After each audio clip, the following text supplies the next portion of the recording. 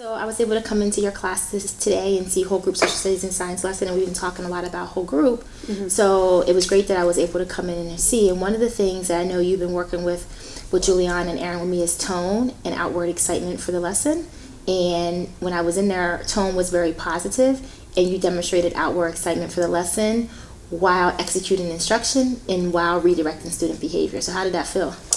It felt really great, yeah. Giving effective feedback after an observation is the difference between evaluating a teacher and developing a teacher.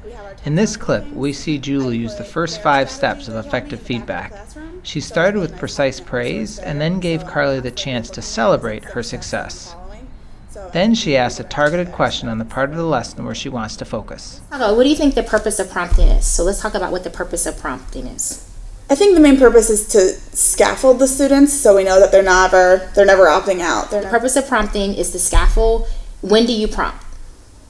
When they don't know an answer. Yes, so today in the lesson, there was 2 students I really keyed in on 2 prompts. Do you remember with Simon?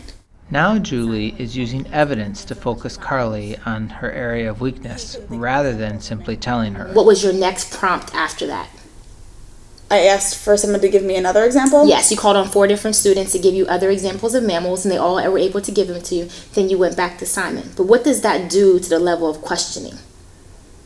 It makes it seem easy? Yes, so you reduce the rigor too quickly. Okay. So that's what I want to get at today, Carly, is that when you're prompting, yes, you're prompting, but you're reducing the level of rigor too quickly. After giving the rationale for the problem, Julie states the concrete action step that Carly is going to work on, and then she gives her the opportunity to practice right there in the meeting. So let's break this down a little bit more, you and I. So say he gives you an example that's not a mammal at that particular point. What might you do next?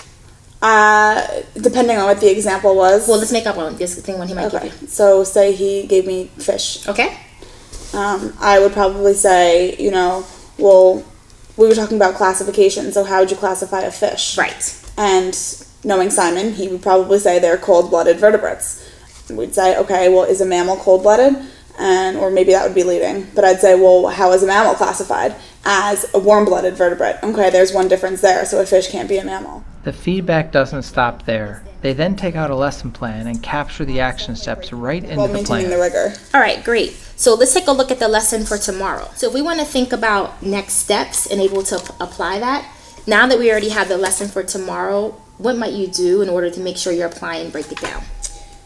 Well, I could also feed into, the PD that we had on Tuesday. Okay. Because for controlling the game, I could probably obviously I don't have this when I'm doing my rapid fire, but tonight when I'm rehearsing the lesson at home, I could anticipate weaknesses, so anticipate things kids are going to struggle on, and plan out those prompts ahead of time. Okay, let's pick 1 or 2 and do 1 or 2 together. Do you want to do that? Sure.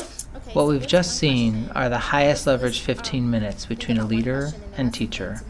Not only did they identify the right action step, they practiced it and made it a reality.